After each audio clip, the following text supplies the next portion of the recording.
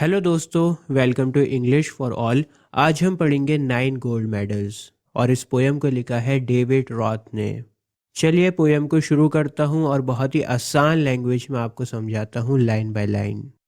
The athletes had come from all over the country to run for the gold, for the silver and bronze.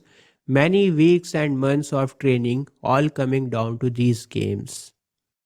दोस्तों, यहाँ पर बात हो रही है ओलंपिक्स की। आपको पता होगा ओलंपिक दुनिया का सबसे बड़ा खेल है। सारी दुनिया पार्टिसिपेट करती है ओलंपिक्स में और एक खिलाड़ी कई सालों तक ट्रेनिंग करता है ओलंपिक्स तक पहुंचने के लिए। अगर कोई खिलाड़ी फर्स्ट आता है तो उसे मिलता है गोल्ड मेडल, अगर कोई सेकंड आता है तो सिल्वर मिलता है और अगर कोई थर्ड आता है तो उसे ब्रॉन्ज मिलता है। ब्रॉन्ज यानी पीतल का medal. The spectators gathered around the old field to cheer on all the young women and men. The final event of the day was approaching. Excitement grew high to begin. Public बहुत excited थी। Spectator बोलते हैं दर्शकों को। जो public आती है match देखने के लिए स्टेडियम में उसको बोलते हैं। तो पब्लिक खिलाड़ियों को चीयर कर रही थी, उनका हौसला बढ़ा रही थी और सभी लोगों को फाइनल इवेंट का इंतज़ार था।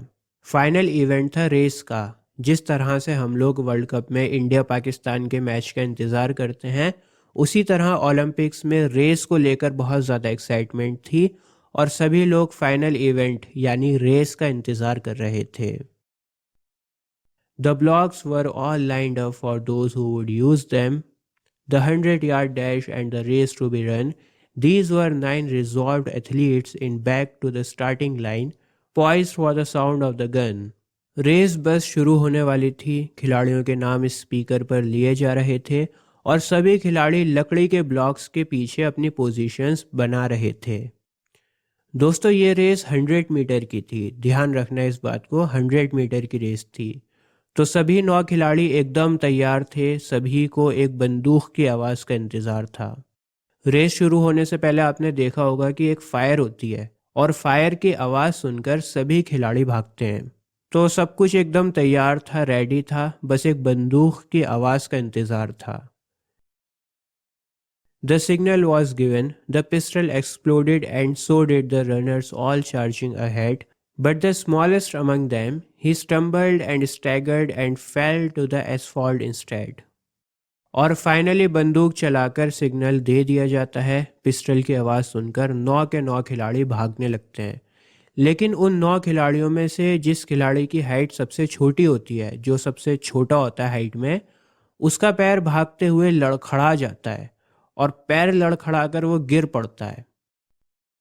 He gave out a cry in frustration and anguish. His dreams and his efforts all dash in the dirt.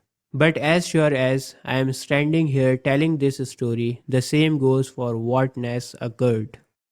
अब होता क्या है, जैसे ही वो खिलाड़ी गिरता है उसका हौसला चूर चूर हो जाता है, क्योंकि उस एक दिन के लिए उसने न जाने कितने रात दिन एक किए होंगे, बहुत मेहनत करी होगी, खून पसीना बहाया होगा, लाखों सपने लेकर वो यहाँ पर आया होगा। लेकिन अब वो गिर गया तो उसे लगा कि सब कुछ ख़त्म हो चुका है और उसके अंदर से एक चीख निकलती है।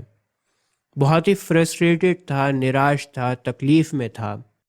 उसे गिरने की तकलीफ नहीं थी, उसे तकलीफ थी हारने की। लेकिन पोएट भी वहाँ पर मौजूद था और अपनी आंखों से सारे सीन को देख रहा था। और अब पोएट सेम स्टोरी बताएगा जो उसने अपनी आंखों से देखी थी। The 8 other runners pulled up on their heels, the ones who had trained for so long to compete. One by one they all turned around and went back to help him and brought the young boy to his feet. Poet कहता है कि जब बाकी के 8 runners ने देखा कि हमारा एक साथी गिर गया है तो वो लोग भागते भागते वहीं पर रुक गए। हालांकि ऐसा होता नहीं है, क्योंकि जो पूरा फोकस होता है ना वो टारगेट के ऊपर होता है। किसी का इस तरफ ध्यान ही नहीं जाता कि दौड़ते दौड़ते कौन गिर गया। लेकिन इस दौड़ में 8 खिलाड़ी रुक गए। उन्होंने अपने साथी के ऊपर ध्यान दिया और वो भागते भागते रुक गए। सभी खिलाड़ी अपने साथी के पास में आए, उसे खड़ा किया, सहारा दिया और उस गिरे हुए खिलाड़ी को अपने पैरों पर दोबारा खड़ा कर दिया, सहारा देकर उसे खड़ा कर दिया। Then all the 9 runners joined hands and continued. The 100-yard dash now reduced to a walk, and a banner above that said Special Olympics could not have been more on the mark.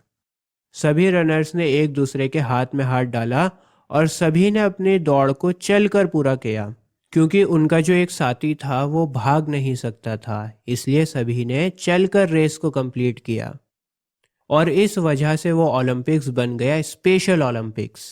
Special Olympics क्यों बोला? क्योंकि इससे पहले कभी भी Olympics में ऐसा कुछ नहीं हुआ था।